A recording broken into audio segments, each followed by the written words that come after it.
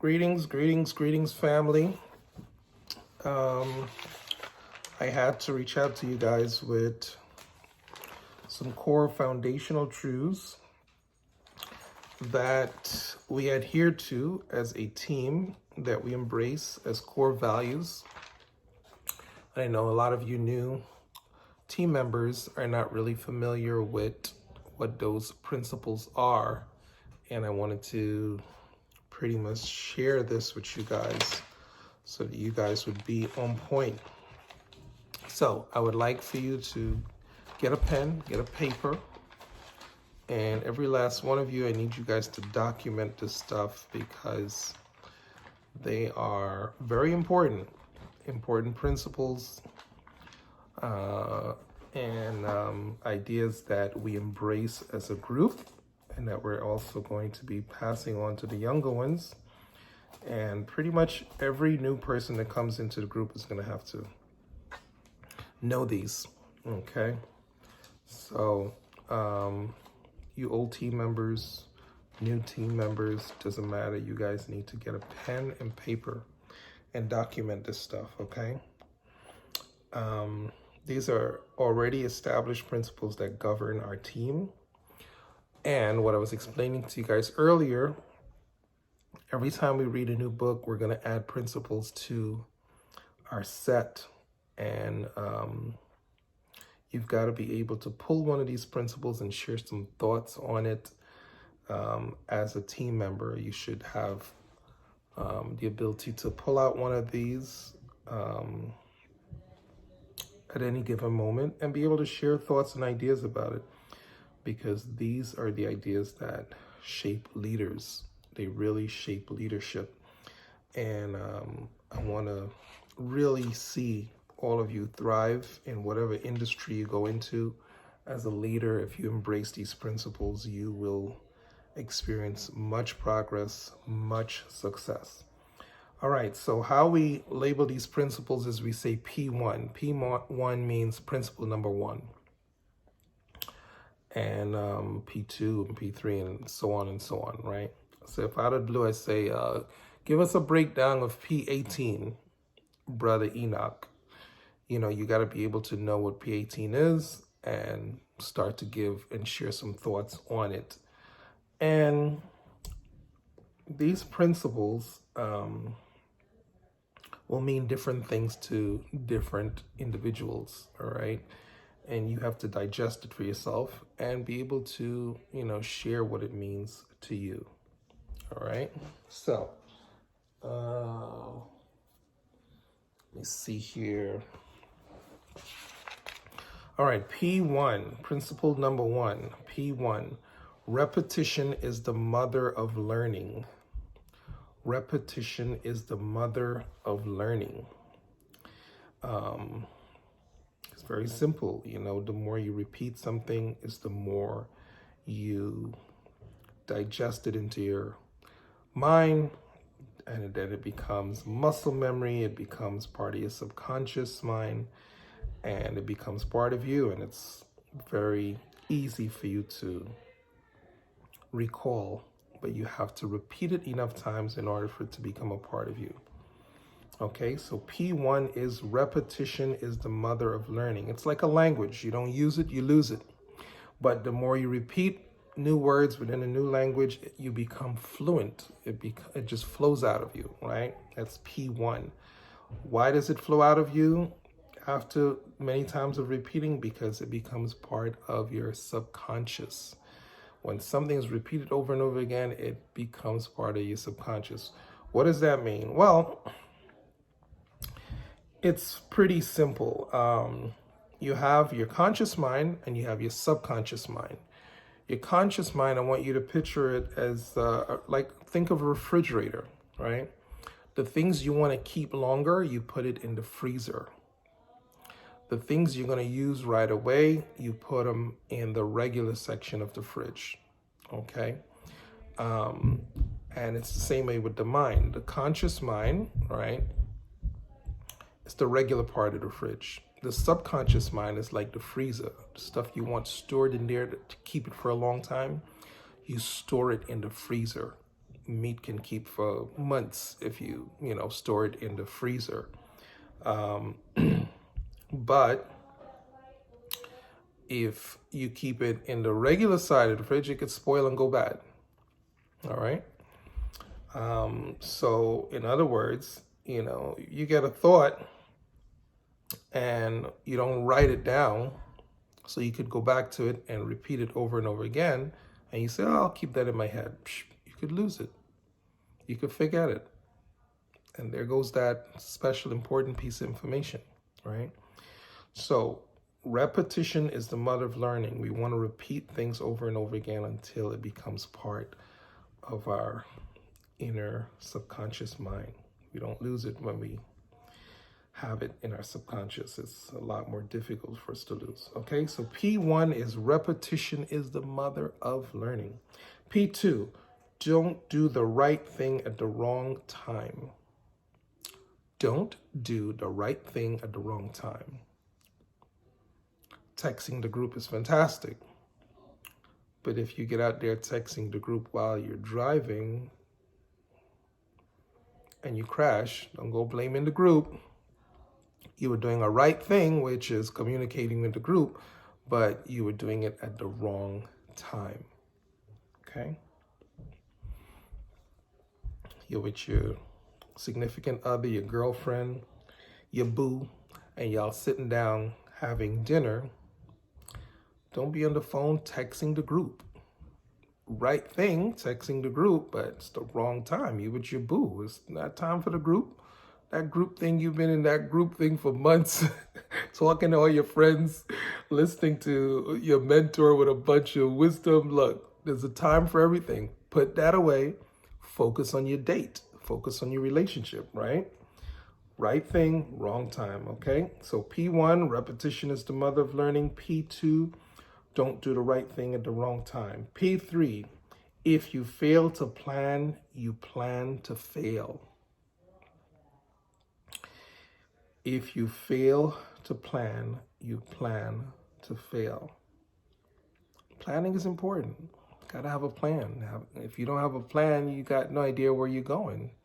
And it's also a sign of leadership. Leaders plan. Like on my calendar right now, I'm planning on acknowledging and celebrating our team members' birthdays. So it's all on my calendar now. It's written out. Okay. So a good sign of a plan is it written? Is it in writing form? And when you get a game plan, you can actually see the event, the situation before it happens. It helps you to anticipate challenges that may come up. A plan really just helps you to almost go into the future, create the event, then come back in the present, and now you could anticipate problems, challenges, and make moves accordingly, okay? So planning is crucial. It helps to prevent failure. So P3, if you fail to plan, you're planning to fail. If you fail to plan, you plan to fail. P4, if you think you can, you can. If you think you can't, you can't. Either way, you're right. That is a serious principle that we got from Henry Ford, the creator of Ford Motor Vehicles. He invented the automobile as we know it.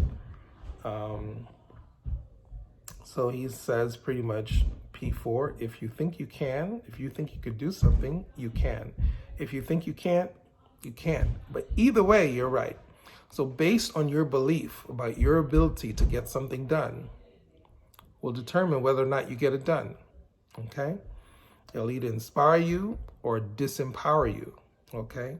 So if I think I can, I can. If I think I can't, I can't. Either way, you are right, okay? So that's P4. P5, words have creative power, okay?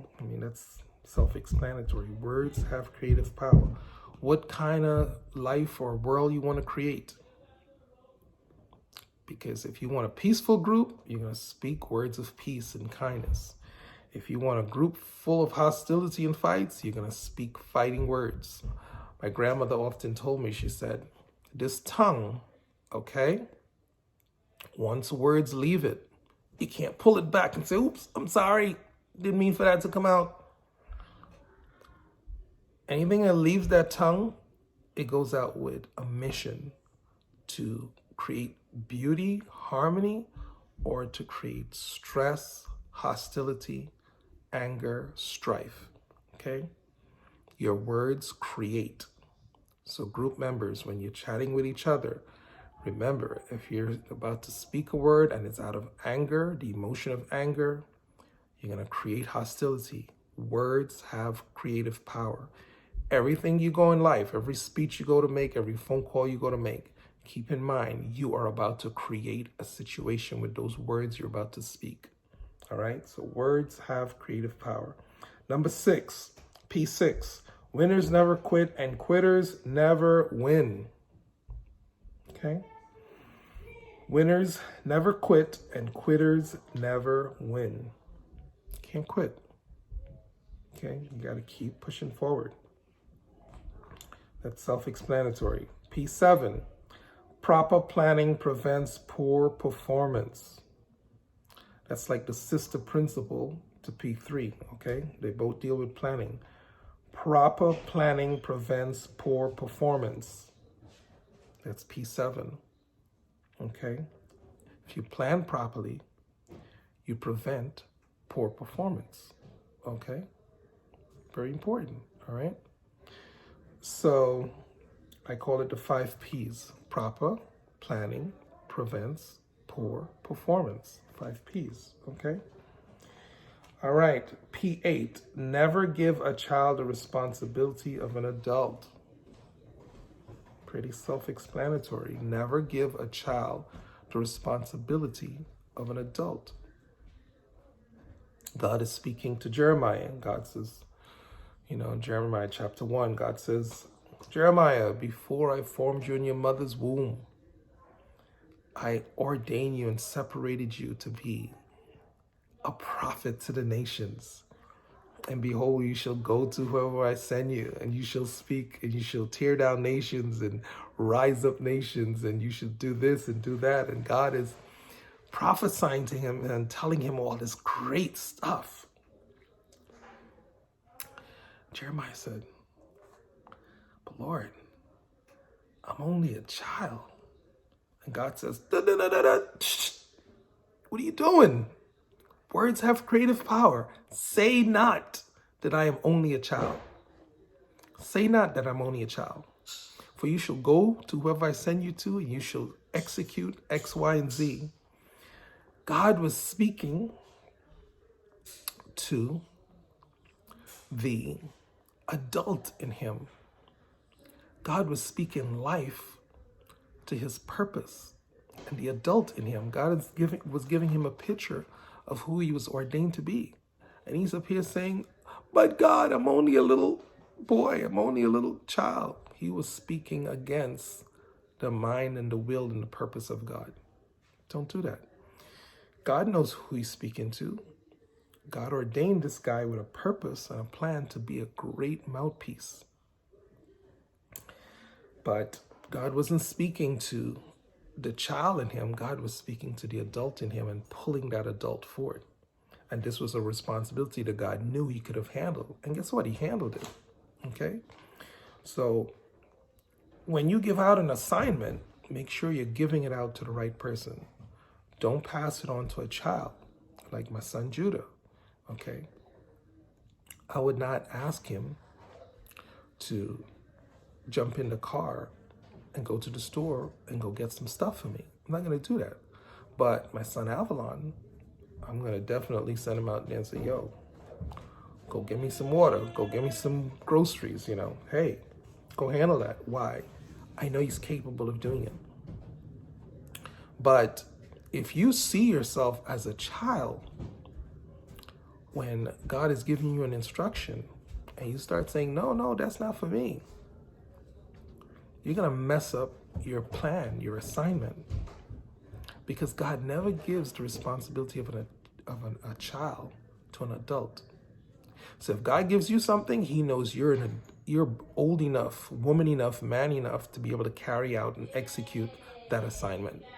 Okay, that's how God operates. So never give the responsibility of a child to an adult. No, what am I saying? Never give a child the responsibility of an adult, right? God never does that, and we should never do it, okay? All right, P9. Broken focus is the reason why men fail. One of the most powerful principles. Broken focus is the reason why men fail. That principle is huge. Okay? Bill Gates, Warren Buffett was asked one time, what is the greatest of principles? What is the greatest success keys? And the response was focus. Focus, right? When you get an assignment, the minute you take your eyes off of it, you get distracted, you lose your focus, you fail. Okay? And your focus affects your feelings. If you just keep in focus what you've been assigned to do, you're going to be motivated to get it done. You're going to see it in your mind's eye, and you're going to go after it until it's accomplished and done. But if you get sidetracked and start listening to other people, then guess what? Your feelings now are going to go in the direction of something else rather than what you're supposed to be focused on. Okay? So, broken focus is the reason why men fail. Maintain your focus. Don't take your eyes off of your focus. P10, always put business before pleasure. It's a powerful one. Business before pleasure. I think that's self-explanatory, right? Always wrestling with my son about that. He wants to go out and play when he comes in. I'm like, no, knock out your homework first. And you got all day to play, okay? Do your assignment first. Do your devotions first. And then you got the rest of the day to do what you got to do, okay? Always put business before pleasure. I'm sure you guys have heard that in the past. P11.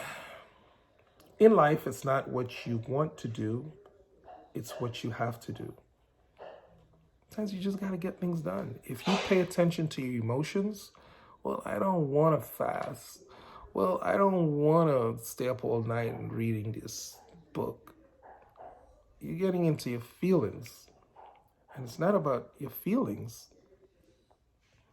It's about what you got to get done, you know? So P11 says, in life, it's not what you want to do. It's what you have to do. You focus on what you got to get done, not on your feelings. If you focus on your feelings, you could derail your whole purpose, your whole mission at times, okay? So focus on what you got to do. Focus on the bag, like my son say. Focus on the bag, Dad. Focus on the bag. Why the bag? The bag has got the money. Focus on the bag. All right, P12. Destiny is not left up to chance, but it's a matter of choice. It's one of my mentors, E. Bernard Jordan. Amazing, amazing mentor. Bishop E. Bernard Jordan. He shared with me that principle. Destiny is not left up to chance, but it's a matter of choice. The choices we make shape our destiny, people. Life is not about chance. What are you going to do with life? I don't know. We'll see. No. That's complacency. That's of the enemy. Don't you ever speak like that. The choices you make shape your destiny. Decisions decide destiny. So P12 says destiny is not left up to chance, but it's a matter of choice. The choices you make shape your destiny. All right, I'm going to stop there because we're like 20 minutes in. Actually, no, let me get a few more in there. I want to take it to 15. All right, P13. Empty barrels make the most noise. You know, that's so true. When a barrel is empty and you hit it, it's loud as ever. People that are ignorant, they tend to be loud. Real loud. Pay attention. You'll see that how true that is. Okay, why are they loud? Because they don't have discretion, they don't have discipline, they don't have discernment to know this is the time for me to be a good listener and not to be mouthing off. You get around somebody great and you're talking a lot, la la la la la la la la la. You're embracing folly. You get around someone great, you should have a pen, paper, or you should have a phone recording every word that drops out of their mouth. Fools are not going to do that. Empty-headed people, hey, oh my God, I saw you in the movies, and da da da da da da, and I like this role, and da da da da da da da, this, that, and the third. You my favorite. Oh my God, let me get a selfie with you. Listen. That's an empty head. A person of wisdom, they come into the presence of somebody great, they're going to say, oh my goodness, could you give me 5 ideas of what I could do to make my life better? And they go into shut up silence mode. They're quiet after that. Why? They're taking notes. They're paying attention. Why? Because I need whatever's in this person's life or mind that caused them to be successful, I need it in mind. So let me shut up my ignorant mouth and let me listen, because they got something that I need. Okay? But empty barrels don't do that. So P13 says, empty barrels make the most noise. Hope you people are writing this down. P14, the more you know, the less you pull. It's a principle. The more you know, the less you pull. The more you know, the less you are poor. It's the proper way to say it, but we kind of add a little funkiness to it. The more you know, the less you pull. Okay? Why? Because knowledge will set you free from poverty. God says people perish for lack of knowledge. So if you're perishing financially right now, there's information that you are lacking that you need that can set you free from that state. All over the world right now, there's people that are happy that Corona has struck the planet. They're happy. Why? Because of the things they know. Because of how they know to position themselves now to make millions, possibly even billions off of this season. Is what they know. All right? So the more you know, the less you pull. Last one, P15. If I am not going, I am not growing. If I am not going, movement, I am not growing. And that's the last one. Okay? I got about 50 of those. If I am not going, I'm not growing. What does that mean? Action, people. Movement. Remember, you can't just be stuffing your mind with good, solid information. You got to apply it. Movement. Okay, what's M6? M6 is what? Action. If you fill up M2, which is your mind, but M6 doesn't take some action based on what you just put in your M2, you're not growing. You're just taking in a bunch of information and you're not growing. If you're in this group, you're getting all this solid, good, rich information and you're not applying it, you're not going to grow. You're not going to grow. You know, we're as a group, the 20% of us is going to zoom off, and we're going to just be always carrying the other 80. You got to make up in your mind to be part of the 20% in this group. Every team, every group has an 80-20. You have to make up your mind to be part of the 20%. And guess what? As we get new people, you know, that 20% group is going to get bigger. You just got to make a decision. I'm going to be part of the 20 that leads this group. The 80 is still cool. It's okay. I mean, the fact that they're part of this type of a group, they could still pick up some nuggets and make something happen with their life. But 20% is going to really pick up the wisdom of this team and run with it. All right. So that's the first 15 principles of our team. I need you guys to memorize it. Okay. Memorize it.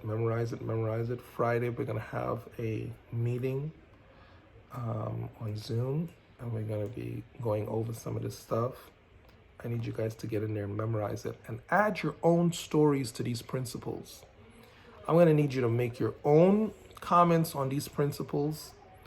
I might call on some of you and say, hey, share the first 5 principles of our team and, give us a breakdown of what it means to you. You got your own stories that could apply to every last one of these principles. Get individualized stories about what these principles mean to you. All right, family, that's it. And we're going to be adding new principles to this pile. I got about 50 already.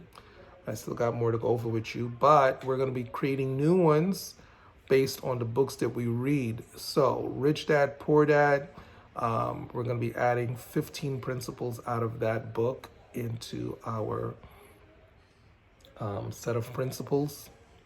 And that's going to be from principle number 50 to principle number 65. It's going to be filled with principles from Rich Dad, Poor Dad.